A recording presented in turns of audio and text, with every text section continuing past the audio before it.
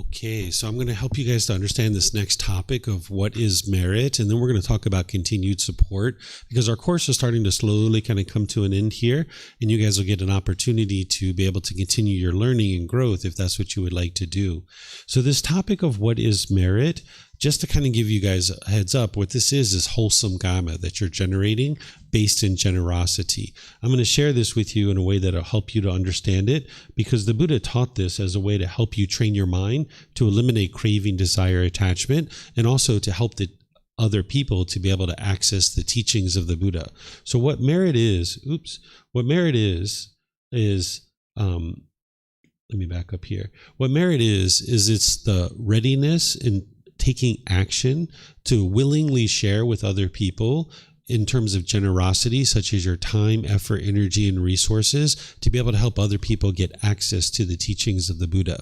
So right now, you guys are learning and growing and developing, and you're starting to understand the teachings. Sometimes what people would like to do is allow other people to get access to the teachings too, because the reason why you guys are getting access to these teachings is because of people before you that have chosen to support them. So like everything you see around you is all support from somebody who's chosen to make these things available. So like the land that we're on, at one time this belonged to a Thai person, and they practiced generosity to give it to some group of people and say, here, you guys can build a temple here. They would have received some amount of support and experienced the benefit of the teachings of the Buddha, and they were then interested in seeing other people get access to the teachings. So that's where this particular temple would have been donated, the land would have been donated for it. Then there would have been people who came together and brought together resources to start building buildings and things like this. This particular building was built about 50 years ago. And when I first moved in here, it was pretty run down. It was pretty old and deteriorated. And then slowly but surely, as students have gained benefit in the teachings, they were interested in seeing other people get benefit in the teachings. So they started to help to make the place look nicer, and we've remodeled it. And at one time, I used to use this really old beat up projector, and people could barely see it.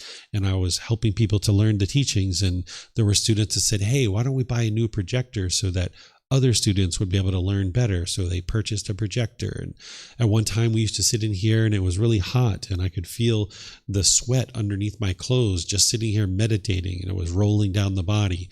And there were people who we decided to put in air conditioning so that people could have a more comfortable environment. So slowly but surely, what you are now experiencing is that people have chosen to support the teachings so that other people could get access to them and make an environment that is more conducive to learning.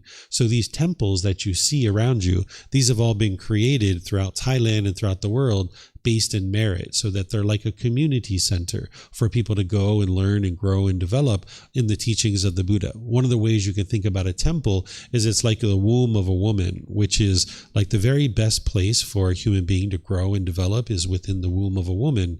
So this womb is created by all of us, that by all of us choosing to support other people getting access to the teachings, it creates this womb. And now people can enter and exit in and out of that womb, which you guys do each day. You come in and out of this community center to be able to learn and grow and develop, becoming a better and better human being. So this starts all the way back during the lifetime of the Buddha, where he was a prince destined to become a king.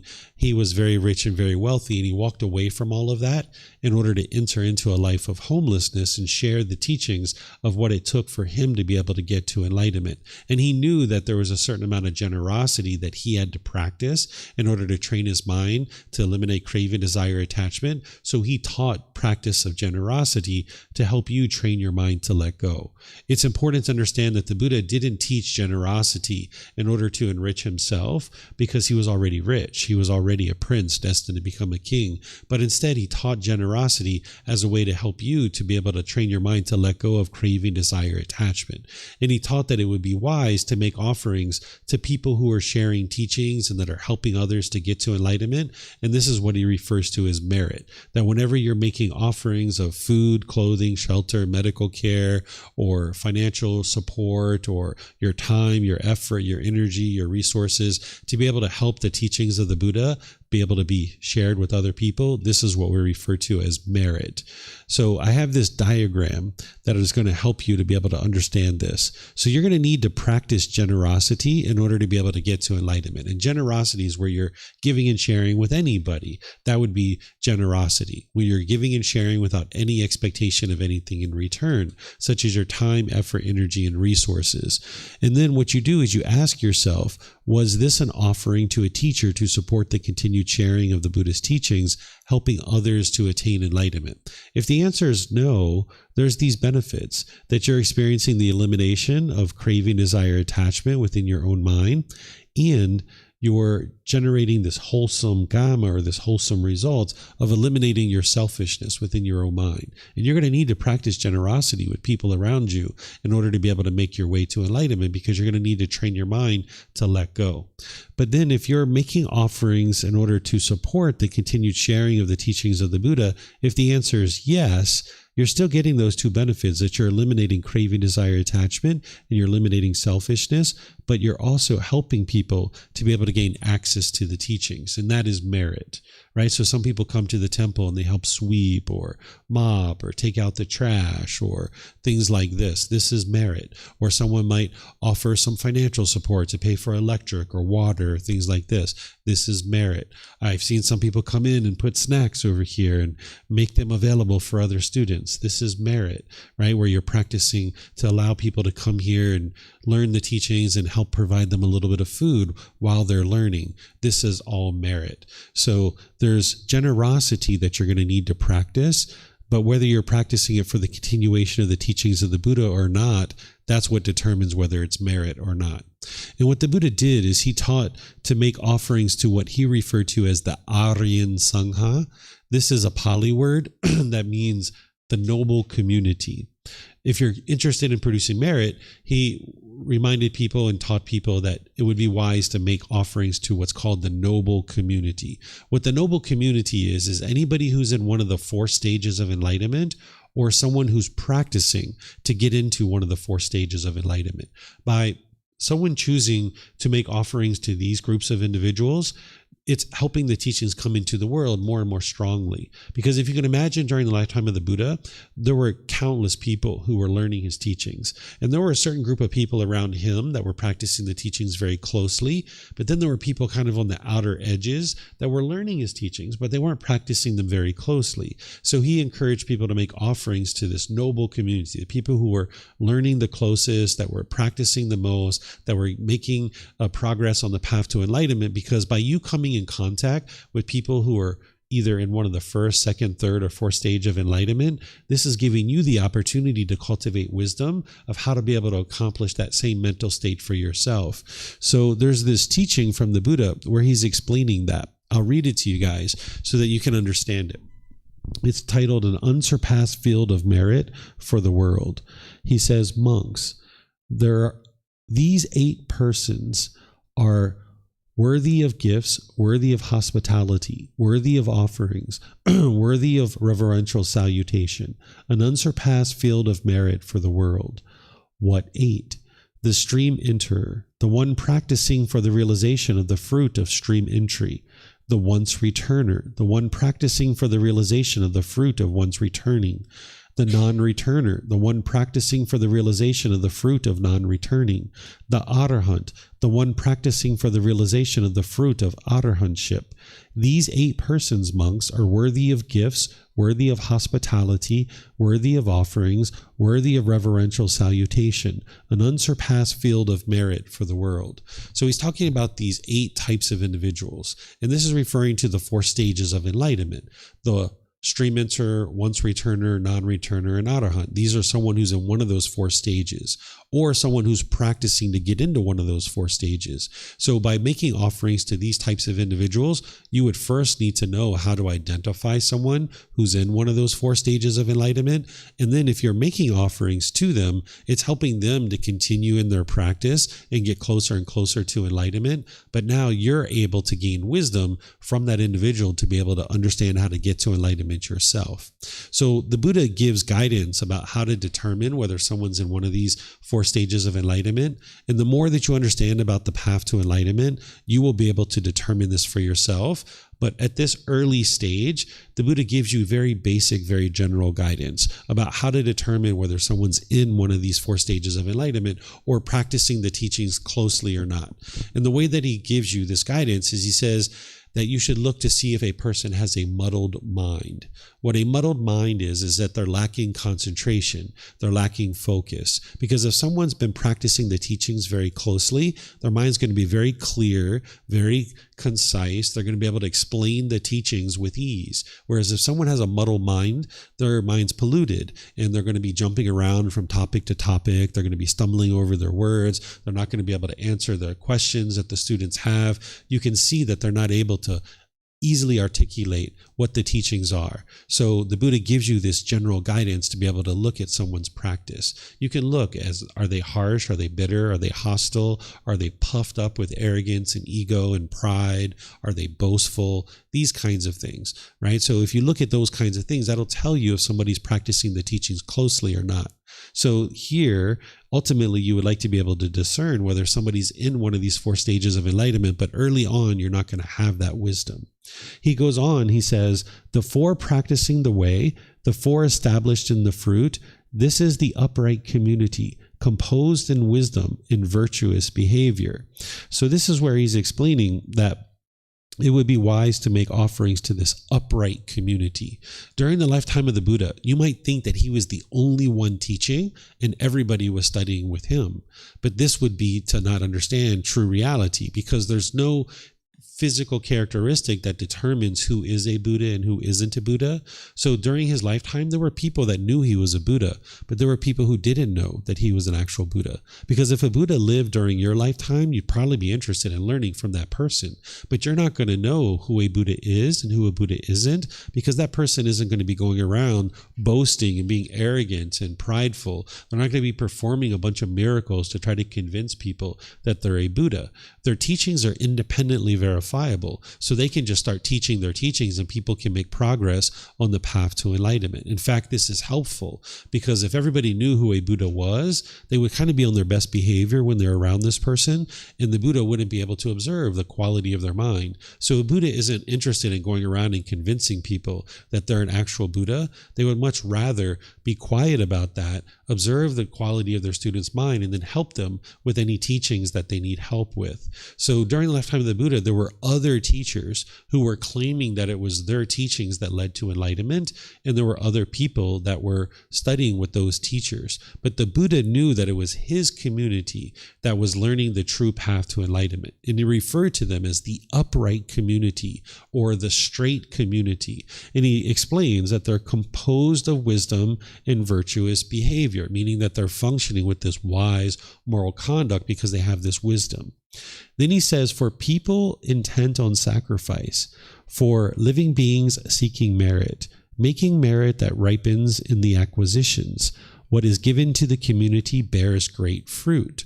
What he's saying here is that anytime you're making an offering, this is going to ripen. This is the benefit of that, is that you're going to get to these acquisitions. What he's talking about here is that by you making offerings to someone in one of the four stages of enlightenment, you will be able to then work towards attaining one of those four stages yourself. Whereas if you weren't coming into contact with people who are in one of the four stages of enlightenment, you wouldn't have the wisdom of how to get to that yourself. So that's what he means by ripening in the acquisitions. It's nothing mystical or magical that by making an offering to an enlightened being that you're going to somehow get some kind of benefit. It's through you asking questions of that person and gaining the wisdom that you need to be able to get to enlightenment yourself. So that's what he means by ripening in the acquisitions. The acquisitions are the attainments of one of the four stages of enlightenment. Then when he says, what is given to the community bears great fruit, what he's talking about here is that anytime someone's sharing the teachings and they're receiving support from the community, they would be using a certain portion of that support for their own life to be able to sustain their life, like food, clothing, shelter, medical care. But you should notice things coming back to the community, that that person is sharing with others, that they're not just hoarding money and filling up their pockets. traveling around in private airplanes, wearing Rolex watches, driving Rolls Royces and things like this. You should notice that this individual who's leading a community of people on the path to enlightenment, they would need a certain amount of support to sustain their life, but then they should be offering things like free classes and courses, retreats, certain personal guidance, books and resources, having a nice center to be able to come and learn and grow and develop. You should see these kinds of things. Whereas if somebody was just enriching themselves, this isn't the kind of person that you would be interested in supporting. So you would like to be able to support people that are actually making wise decisions. If you saw somebody was gambling or using drugs or alcohol or being bitter and harsh and hostile, you know that they're not actually practicing the teachings. If they're hitting animals or things like this, you know that they're not practicing the teachings. So any support that you give that person, it's going to go to the gambling or to the drugs and alcohol or to enrich themselves. So you would like to make wise decisions about where you send your support. You're not being judgmental of these people, but you're just choosing wisely. Where would you like to send your support to be able to help other people gain access to the teachings? So anytime that you're making offerings to an individual, it bears great fruit because you're making offerings to people who are practicing the teachings closely, and you should see that these things are coming back to the community to be able to help other people access the teachings. So there was actually a case like this not so long ago here in Thailand where somebody was actually enriching themselves. And this individual was flying around in a chartered private airplane. They had Gucci sunglasses, Fendi bags, and things like this. And the Thai people found out about this, and the police went to arrest this person for fraud. And this person actually escaped, and he went away to the USA. So they put out an Interpol warrant, and they had the U.S. police go arrest this person. And then this person was extradited back to Thailand. He went through the court system. He was found guilty of fraud, and he was sentenced to 20 years in prison. So no matter where you are from, and maybe in your community, there's people who are using teachings like this in order to enrich themselves. Those things don't typically happen here in Thailand. And if they do happen, the Thai people take care of it because they know that that's not the way that the Buddha taught us. He taught us that, yes, we use a little bit of those resources to be able to help ourselves in the things that we need to accomplish in our personal life, but then there should be opportunities for people to learn and grow and develop. And that's the bearing of great fruit. Whereas if I put a price tag on my classes and my courses and retreats, that would be one of the most unwise things that I could ever do. Because right away, the people who are disadvantaged and are unfortunate that they don't have income very much, those are the people that are struggling the most, and they need these teachings the most. So if I put a price tag of $1,000 a week on my courses, right away those people couldn't get access to it. So those people are going to be stuck because they can't get access to the teachings. So by individuals choosing to support what we do here, it actually makes the teachings available to a wide audience of people. And then whenever we teach and whenever we share the teachings, we do it without any expectation of anything in return from our students. We just share with our students and helping them to be able to make progress on the path to enlightenment. But sometimes students choose to support what we're doing here, and then that allows us to be able to support a wide audience of people. And if we actually had a price on our actual classes, the students wouldn't be able to produce merit because they're just paying a price. They're not actually practicing generosity themselves. They're just paying a price for the classes and the courses and the retreats. So it's really important to look at those kinds of things when you're going into an environment of whether somebody is actually practicing the teachings closely. Because if you're going into an environment where you're actually paying money for a course or a retreat, this individual, I can assure you, is not enlightened because they haven't understood that in order for their students to get to enlightenment, their students would need to practice generosity. And if they're not making that option available for their students, then you can be assured that this person is blocking out the most disadvantaged people that need those teachings the most, and now they might be trying to enrich themselves. So you would like to look at these kinds of things whenever you're going into an environment and potentially going to learn, is you would like the person who you're learning from to either be enlightened or very close to it, because then they'll be able to guide you to this enlightened mental state. If they weren't enlightened or very close to it, it would be very challenging for them to guide you to that mental state. It'd be kind of like learning how to drive a car from someone who's never driven a car before. you probably wouldn't choose to do that. You'd probably like to learn how to drive a car from someone who's been driving a car for maybe 5, 10, 15, 20 years, and maybe been an instructor for a period of time. So these are some of the words of the Buddha on producing merit and what that does. The thing that generosity is helping you with is it's helping you to eliminate your craving, desire, attachment. Because when there's craving, desire, attachment, which is the cause of discontentedness in the mind, you'll tend to hold on to things very tightly. You'll tend to be selfish, and you'll find it hard to share with other people. The Buddha calls this the stain of selfishness, and he teaches you to eliminate this stain of selfishness. It's like a pollution in the mind. As you're eliminating more and more of your doubt about these teachings, and you start seeing how true they are and how helpful they are, that might be a period of time where you might decide to support them so that other people can get access to them. But when or if you ever do that is a choice for you to make. Understand that you can always come here and learn, or learn with me online or wherever you would like to learn. You can learn as much as you like for as long as you like. There's never an expectation from me that you will support anything that we're doing. But one of the things that some students do choose to do is support what we're doing as they're eliminating more and more of their doubt, because they're starting to confirm the teachings and they see that they're working in their day-to-day life, and they would like them to be available for other people as well.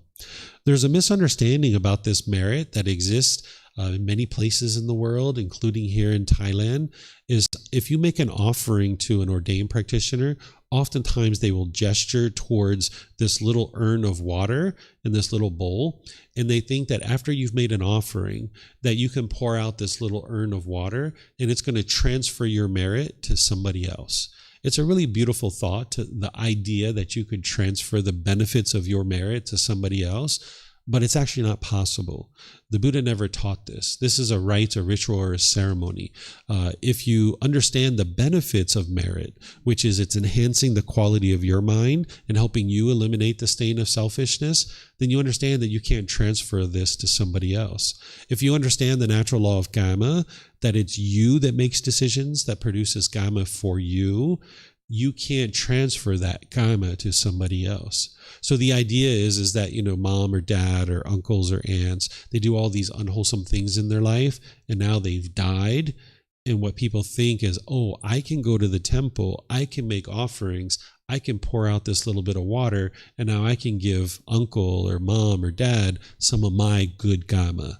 This isn't actually possible. But not everybody studies with the original words of the Buddha, so not everybody understands that.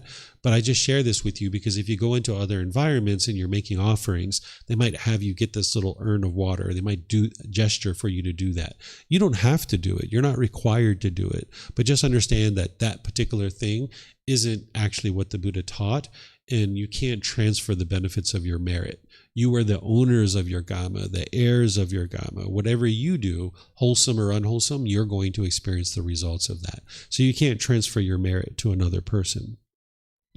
This is guidance from the Buddha on how to purify your offering, that there are certain qualities that he suggests that you practice in terms of you, and then certain things that you would like to look for in terms of who you make an offering to. He shares that before you make an offering, your mind should be joyful. While you're making an offering, your mind should be calm and confident. And then after you offer something, your mind should still be joyful. Here he's using the pronoun she because there was this female that asked him a question and then he was replying to her. But you can put any gender in there that you like. What he's essentially doing is teaching you how to protect your mind. That prior to making any kind of offering, you should think through your offering, making sure that you're not causing harm to yourself, causing harm to others, or causing harm to both. Because if your offering is going to cause harm, meaning if you make an offering and you don't even have money for your own food, this wouldn't be wise. Or if you're stealing something from somebody in order to offer it to somebody else, this wouldn't be wise either. So you would like to be joyful before giving, meaning you've put some thought into any particular offering that you might be making. Then while you're making an offering, your mind should be calm and confident during the act of giving. And then afterwards, you would like to still have that joy in the mind. This is protecting your mind so that you don't have remorse, because you might get to the end of your offering and be like, oh, I gave too too much. Why did I give so much? I shouldn't have done that. I need that for myself, right? Or you might be like, oh, I didn't give enough. Wow, I'm so selfish. Why didn't I give more, right? You could have remorse. So the Buddha is teaching you not to be able to do that, is that you should be joyful before and after giving. This is putting thought into what it is that you might choose to offer, and then be calm and confident in the act of giving. And then he talks about these 3 factors for the recipient and the person that you're making an offering to in order to produce merit. He says that you should look to see if the person's free of craving, anger, and ignorance. If someone's free of craving, anger, and ignorance, they're enlightened. You'll notice that that person doesn't get angry, they don't get frustrated, they don't get irritated, they don't get annoyed. Doesn't matter what's going on, they can maintain their calmness and composure at all times, right? So that's what he says, that here you would look for someone that's free of craving, anger, and ignorance. And there's other qualities of mind that you would notice too. But then he also talks about someone who's practicing for the removal of craving, anger, and ignorance. So this is someone who's on their journey, making their way to enlightenment. So maybe this person isn't fully purified of the mind, but you're noticing that they're making their way. They're making very wholesome intentions and actions towards progressing towards enlightenment. And the Buddha is saying that's the type of person you would like to make offerings to. So if this person is, not that there's anything wrong with smoking cigarettes or if you smoke cigarettes, but if someone's a teacher and they're on the path to enlightenment and they're sharing teachings, if you see people smoking cigarettes or gambling or hitting animals or using profanity and talking in aggressive and hostile and bitter ways, these probably aren't the people that you would like to support. You would like to see that somebody's practicing a certain level of wholesome moral conduct, because if you're going to learn from this person, you would like to look at the qualities of this person's mind and aspire to accomplish those same kinds of things. If you can't look at this person and say, wow, I would like to embody some of those qualities that this person has, why would you be interested in learning from that person? So if someone's on the path to enlightenment, they're not quite enlightened yet, you would like to look at these kinds of things, not in a judgmental way, but just making wise decisions of where to send your time, effort, energy, and resources to support the teachings coming into the world. The Buddha was asked a question about his teachings, about kind of simplifying them, and he gave this approach he calls the way of practice. You guys learned the Eightfold Path and the Four Noble Truths, meditation, and all these other things as part of this course. But the Buddha boils it down for this one particular student of what can I be doing on a day-to-day basis to make my way to enlightenment? Because you're going to need to know the Eightfold Path and a lot of other teachings to be able to get to enlightenment.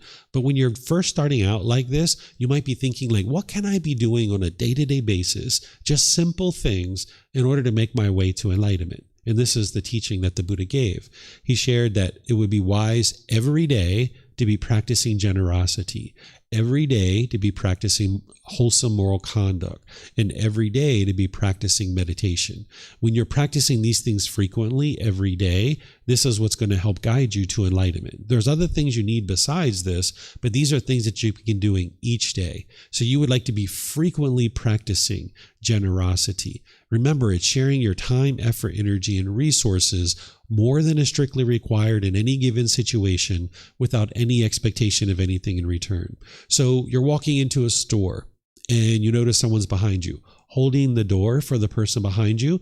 This is generosity, and you would like to be able to do that without any expectation of anything in return, including a simple thank you that you don't even expect a thank you. So that's generosity. Anytime you're helping somebody without any expectation of anything in return. Maybe someone drops their wallet on the ground. Oh, ma'am, you dropped this. This is yours, right? Or maybe you're at immigration, you're getting a new visa, and you see somebody is like really flustered and they're in a real big hurry, and maybe you're not. And you can say, oh, sir, you can go in front of me. It's okay. Right? That's generosity. You don't have any expectation of anything in return. So you can be doing these kinds of things frequently. You go outside, you see your neighbor's trash is blowing all over their yard. Take some time, maybe pick it up if you have the time. Don't even let them know that you did it, because you don't have any expectation of anything. You just spend 5 minutes, 10 minutes picking up some trash for them, putting it closer to their house in a trash bin or a trash bag. You don't even need to tell them that you did it necessarily, right? So this is generosity. When you're practicing generosity towards the continued teaching or sharing of the Buddha's teachings, that would be merit. But here, the Buddha is teaching you to practice generosity every day, frequently throughout your day. So here in Thailand, if you notice, they have like donation bins kind of everywhere. You go to a restaurant or you go to a store like a 7-Eleven or Lotus, if you guys know what Lotus is, they have these bins everywhere. If you notice that you're attached to money and you really hold on to money really tightly, you would like to frequently be giving, because the more frequently you give, it's going to train your mind to let go more readily. So if it was a matter of sharing like $500 once a year with an orphanage, or sharing $1 a day, you're actually going to have more benefit sharing the $1 a day, because your mind has to let go more frequently. Where when it's $500 once a year, you're only letting go one time in your year. So you would like to let go multiple times. So if you notice you're attached to money and maybe you would like to give $1 or $2 a day to some charity, then you should walk around and give like a little bit each day. So maybe like 2 or 3 or 4 different donation boxes that you pass by throughout your day. You can put 5 baht, 10 baht, 20 baht, something like that. You can just kind of put a little bit of money here and there as you're going around to all these different places. And that's going to train your mind to more frequently let go. And now your attachment to money can be more easily let go of. If you take your clothes out of the washing machine and you see they're ripped and they're torn and you get frustrated about that, you know that you're attached to your clothing, and now maybe you need to give away some of your clothing as a way of letting that attachment go. Or maybe you share your clothing with some other people to be able to use it. If you have certain jewelry that you wear regularly, and if you lost it, you would be really torn up about it, maybe you start sharing your jewelry, letting your friends or family wear this. Or maybe some of it is such that you can give it away, right? This is going to train your mind to let go through practicing generosity. Then you would like to improve your moral conduct. As long as you have this unwholesome moral conduct, it's like spewing oil into the world. We were talking earlier about cleaning up your unwholesome Kamma. Well, if you've been spewing a bunch of unwise decisions into the world and you got all this oil all over the ground, you're not going to go clean up the oil first. You're going to stop the pipe from where it's busted. You need to stop that flow first before you go clean up the mess, right? So the Buddha is teaching you to improve your moral conduct. That's where right intention, right speech, right action, and right livelihood comes in. When you're improving those things and you're making wiser and wiser decisions around your moral conduct each individual day, this is cleaning up that oil spill that the pipe has busted, and you would like to shut that down so you don't keep spewing oil all over the world. So by improving your moral conduct, this is going to significantly improve your wholesome Kamma, because you're shutting down the production of unwholesome Kamma. So again, you can't snap your fingers and improve your moral conduct, but gradually, slowly but surely, you would like to be improving your moral conduct on a day-to-day basis and all your interactions with every single person that you interact with. And then you would like to be meditating frequently, right? You would like to be frequently meditating 2 or 3 times a day for 30 minutes or more, gradually increasing that, realizing it can take 6 months, a year, even 2 years to build up to this. So just like meditation, where frequency is more important than duration, generosity is the same way. Frequency is more important than duration. So you'd like to be frequently practicing generosity, moral conduct, and meditation. This is what's going to improve your practice to get to the point where you can get closer and closer to enlightenment. But we would never be able to learn this if it wasn't for merit. We need to be able to practice merit to be able to keep the teachings coming into the world so that more and more people can learn generosity, moral conduct, and meditation. Here's some more words from the Buddha on generosity. This was very impactful for me when I first read it, so I usually share this with people. It's titled, "If Beings Knew the Results of Giving and Sharing." He says, "Monks, if beings knew, as I know, the results of giving and sharing, they would not eat without having given, nor would the stain of selfishness obsess them and take root in their minds. Even if it were their last bite, their last mouthful, they would not eat without having shared it, if there were someone to share it with. But because beings do not know, as I know, the results of giving and sharing, they eat without having given, and the stain of selfishness obsesses them and takes root in their minds. So what's the results of giving and sharing that the Buddha is talking about here? What he's talking about is enlightenment. The results of giving and sharing is enlightenment. And what he's saying is, if beings knew, as I know, how peaceful and joyful the enlightened mind is, and that it's generosity that leads to that, they would not eat without having shared it if there was someone to share it with. But because beings do not know how peaceful and joyful the enlightened mental state is, as I know, they eat without having shared it, and they allow the stain of selfishness to obsess their minds. So that's what he's explaining to you here, is that you would not eat without having shared it with someone if you knew that generosity leads to this peaceful and joyful mental state. If you knew how peaceful and how joyful that mental state of enlightenment is, you wouldn't eat without having shared it. So what I can suggest for you is, like, let's just say you go to the store and you come back where your friends are and you pop open a bag of potato chips. Maybe you send the bag of potato chips around to your friends. And if it comes back and there's only one potato chip, eat your one potato chip and then go get another bag, right? It wasn't that expensive. Just go get another bag. Or another thing you can do is, here in Asia, when we eat, we tend to put the food in the middle because here in Asia, not everybody has enough food for everybody to get full at the end of a meal. So if you have a family of 4 or a family of 6 or 8, all the food goes in the middle. And now you take 2 or 3 spoonfuls and you put it on your plate and you eat those 2 or 3 spoonfuls. And then you take another 2 or 3 spoonfuls and you eat those 2 or 3 spoonfuls. At the end of this meal, everyone may not be full, but everybody's had some food, right? Because we might not have enough resources for everybody to be full at the end of this meal. But if we eat in this way, we're sharing it. So here in Asia, it's pretty common to share your food, where in the West, what we tend to do is we tend to hoard our food.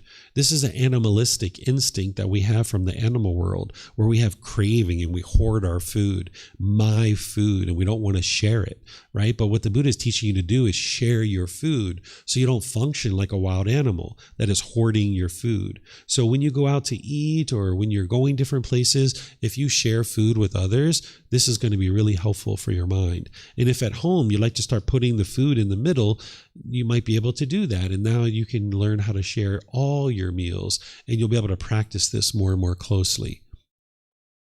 Here's the Buddha talking about the benefits of giving, which I'm actually going to skip over for a moment. Actually, I'm not going to read it, but what I'm going to say here is, here in these benefits of giving, he talks about this: at the breakup of the body after death, one is reborn in a good destination in the heavenly world. Whenever you see the Buddha talking about things like generosity or even moral conduct, and he's talking about the benefits of something, he will usually put that in there. And the reason why is because anytime that you're practicing to get to enlightenment, if you fall short of that for any reason, there's the potential that you would be reborn in the heavenly world. That's not the goal. That's not the objective. The objective is to get to enlightenment now in this life and escape the cycle of rebirth. But you're going to see certain situations where the Buddha is teaching about this rebirth in the heavenly world. Not because he's trying to encourage you to get reborn in the heavenly world, because those beings are still in the cycle of rebirth. It's not a permanent existence in the heavenly realm. They still need to get to enlightenment. And oftentimes they're very complacent in the heavenly world because they're experiencing exclusively pleasant feelings, and they don't have the built-in motivation that a human being does. We have painful feelings and feelings that are neither painful nor pleasant, and those tend to be built-in motivation to get to enlightenment, because we don't like those feelings and we would like to be able to experience peace and joy. Where in the heavenly realm, they don't experience those, so they don't have the built-in motivation, so they tend to be complacent. But the same things that lead to enlightenment, if you fall short for any reason, it can lead to rebirth in the heavenly world. So whenever he's teaching a certain topic, whether it's about generosity or moral conduct or anything like this, he will usually list out the benefits of doing those things, and then he's going to add this one in there to be able to help you see that, yeah, there's this potential rebirth in the heavenly world. But that's not the goal. That's not the objective. And he's explaining to you here the benefits of giving and sharing, because as you're starting to practice generosity and you see that these things are occurring, you'll know that it's coming from your generosity. You'll understand the cause and effect relationship, and you'll understand the natural law of Kamma more closely. So this is something that you can learn at a different time. Here's a teaching where he talks about that gifts of the teachings are superior to gifts of material things. Essentially what he's teaching is that you could give a gift of material things to somebody, but that pales in comparison to the benefits of giving the gift of the teachings. By giving the gift of the teachings, essentially what you're giving is the opportunity for somebody to eliminate their anger, their sadness, their frustration, their irritation, and all those other discontent feelings. So we could give mom and dad a new car, a new house, new jewelry, any of these kinds of things. But that pales in comparison to giving someone the gift of the teachings. Of course, they need to choose to learn and practice to be able to experience the results. You can't give someone enlightenment, but you can give someone the opportunity to learn. And that's where merit comes in, that when we're practicing merit, it's providing the opportunity for somebody to be able to learn and develop on the path to enlightenment. Because if there was a button A that you could press this and your family would be angry and bitter and harsh for the rest of their life, or you could press button B and they would be peaceful and joyful for the rest of their life, which button would you press? Button A or button B?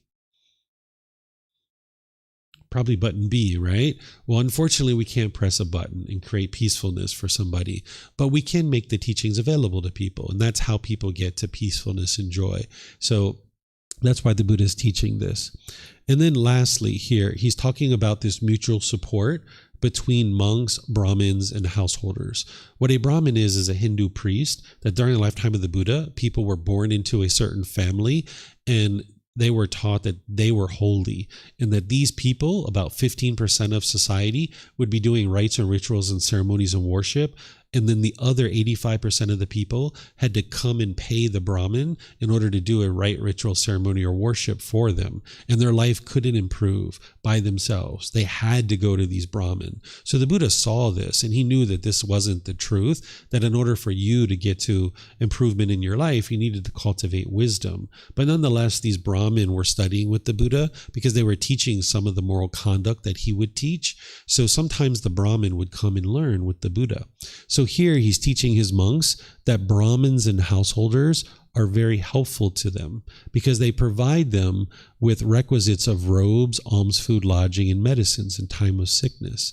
And he says, you monks are very helpful to Brahmins and householders as you teach them the teachings that are good in the beginning, the middle, and the end, with the correct meaning and wording. And you proclaim the spiritual life in its fulfillment, in complete purity. Thus, monks, this spiritual life is lived with mutual support for the purpose of crossing the flood and making a complete end of discontentedness. So ever since the lifetime of the Buddha, he's built in this mutual support where people who are sharing the teachings, that our own choice, we choose to give up our worldly life in order to be able to share the teachings with others so that people can get access to the path to enlightenment and learn how to get to enlightenment. Whereas if a teacher was on the side, if we had like a business or a career or a company, we wouldn't be able to spend the time that we need in order to be able to help students to get to enlightenment. So the people who were learning and practicing the closest with the Buddha and who ultimately decided to be teachers, they would basically give up their worldly life and then dedicate their time to sharing the teachings with other people. And there's this mutual support that those individuals who've given up their worldly life, they're sharing the teachings to help their students to be able to get closer and closer to enlightenment. But then the students are helping that teacher to be able to then share the teachings with other people. So there's been this mutual support built into the teachings of the Buddha ever since his lifetime. And then this is how more and more people get to enlightenment. So if we're interested in seeing more and more improvement in the world and having people get access to the teachings, it's helpful to be able to support teachers in temples and facilities to be able to allow people to get access to the teachings. So this is what I have to share on this particular topic, but I would like to share something personal just here at the end of this talk, is to let you know that if you've provided any support while you've been here, like taking out the trash or sweeping or financial support or any things like this, or if you choose to do this in the future, I would like you to know that I'm very appreciative of any support that you offer to be able to help me, to help you, and help many other people around the world. But just understand that I never have an expectation that anybody will support me in any way. I'm here with nothing but compassion and loving kindness and my own generosity to share with all of you, to help you to be able to experience what it takes to be able to get to enlightenment. If at any point you decide you would like to support what's happening here, that's your choice. But just know that my love for you is unconditional. I have no conditions whatsoever. My generosity is unconditional. I'm willing to help you and support you learn and grow and develop no matter what you choose to do. I'm not suggesting this, but you could go out and murder someone today, call me from jail and say, David, I need your help. Will you come talk with me? I would come see you in jail and help you.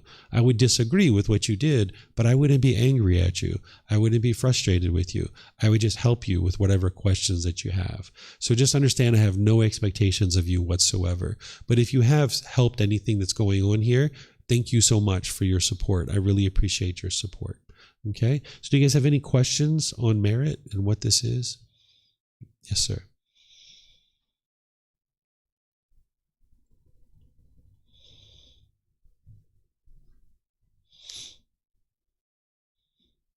My question isn't actually, it's about the rites and rituals. Mm-hmm. Does it cause you engage in those, like you've gone with somebody to church and they're observing some, is it harmful to do it with them, or? You're not harming that person by you choosing to do the rites, rituals, ceremonies, and worship, because you haven't harmed their material possessions, you haven't harmed them physically, and you haven't harmed their reputation. For me, if I was in that situation, I wouldn't do it, because I am not interested in projecting this image that somehow this rite, ritual, ceremony, or worship is actually benefiting a person in any way. So like sometimes I go with students to a temple and they would like to make an offering to an ordained practitioner, or maybe I'm making an offering to an ordained practitioner, and the ordained practitioner will gesture to go get that little water and pour it out. And I just usually smile and I why to them, and I actually don't get it. They might gesture a few more times. And if I need to, I might say, oh, I don't do that because it's not something that the Buddha taught. And then they understand. And then they don't usually keep trying to convince me to do it. So I choose not to do it because I'm not interested in projecting and propagating what we would refer to as wrong view, because that would be wrong view. If somebody thought that these rites, rituals, ceremonies, and worship is producing beneficial results. So I'm interested in practicing right view so people can see that very clearly.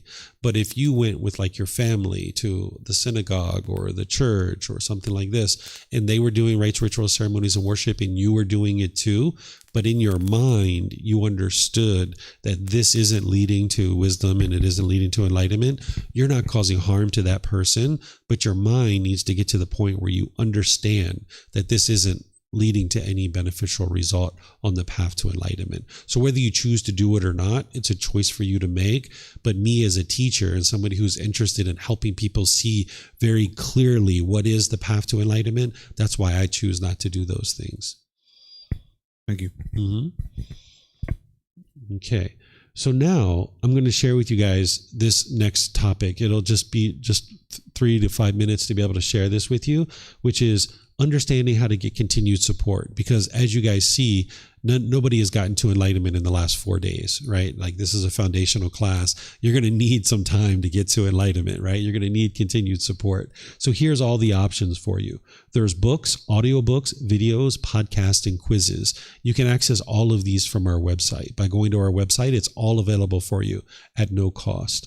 There's in-person and online classes, courses, and retreats. And these are available also from our website. You'll be able to see all of these. We have an events calendar there. We have a description of the courses and retreats and all the online programs and everything. You can access that all there. We have 2 ongoing programs. There's the group learning program in the Words of the Buddha, the Pali Canon, and English Study Group. The group learning program meets each Sunday and Wednesday, and we go through this first book, Developing a Life Practice, The Path That Leads to Enlightenment. Each Sunday, we go chapter by chapter at 9 a.m. and 9 p.m. And both of those are live streamed, so no matter where you are in the world, you can get access to them. And where you can't attend live, they're recorded on our YouTube channel and Facebook and on our podcast, so you can watch the recordings. This, in a 7-month period, is going to gradually walk you through this entire book and helping you to be able to really build up your foundation in the path to enlightenment. This particular course is about 2 to 2.5 months of the group learning program. So you've learned it in a consolidated period of time. So you could very easily go into this group learning program now, because this Sunday we're going to be teaching chapter 12. So the first several chapters, you guys have already learned them in this course. So you could very easily join this and pick up right where they are. You don't have to start at the beginning. Some people do, but you guys have already learned the beginning as part of this course. So if you guys join now at the chapter 12, you'd be right along with all the other students. We repeat that every 7 months. We continue to repeat it over and over and over again. I've taught it like 8 or 9 times now. Then for some students, they like to go into this program, which is called the Pali Canon English Study Group. What I do in that is over each Saturday at 9 a.m. and 9 p.m., I go through volumes 2 through 13. This is a 1.5-year program where we gradually are walking through all the words of the Buddha through volumes 2 through 13. Because you guys now have a foundation, you could easily go into this program too. You would be just fine to go into this program because you already have a nice foundation. This is taught more as a study group versus all the other ways that I teach, which is a more traditional style of learning. If you ever join this class, either online or in person, or you watch the recording, you'll see that it's more of a study group, where the other ones are more of a traditional style of learning. So you guys could easily go into any of these 2 programs. Then, as you need help, because learning in classes, courses, and retreats is one thing, because I'm teaching broadly, but relating these teachings to your specific challenges is a whole nother thing. So you might need personal guidance from time to time, and you can receive that in person. If we're in the same city together, you can just reach out to me by private message, and we can schedule some time to be able to sit down and talk. Or if you'd like to meet online, you can go to our website, and there's a little app there that you can schedule an appointment, and we'll meet in Zoom, and we'll be able to help you through a personal guidance session. And again, that's available at no cost as well. Then there's the Facebook group. Some people like to join this Facebook group because you can ask questions in there, and then I will answer them. Nobody else is answering your questions. It's only me. And some people like to ask questions in there. You can ask questions anonymously if you like, and I'll help you there. Or you might decide to read other people's questions and see the answer that I'm giving, and that's a nice way to learn too. It's kind of like an online classroom. So you can come in there and you can learn all you like. So essentially you have 4 ways to get help. You can ask questions in a class. You can post in our Facebook group. You can send me private messages, or you can schedule personal guidance. These are all available to you, and you can be taking these classes, courses, and retreats. So here's those 2 ongoing programs that meet at 9 a.m. and 9 p.m. on Sunday and Wednesday for the group learning program, and then Saturday for the Pali Canon and English Study Group. Do you guys have any questions on this? Okay. Yep. What's that? Oh, okay. So the group learning program is normally around 1.5 hours because we do a 30-minute meditation, essentially a 30-minute meditation, and then we start class. So it's like an hour class. So we usually finish up around 10:30, sometimes a little bit longer, sometimes a little bit shorter, just depends. This Pali Canon English Study Group is the same thing. It's about 1.5 hours, but sometimes it goes up to 2 hours. It just depends on which chapters we have to discuss. Okay.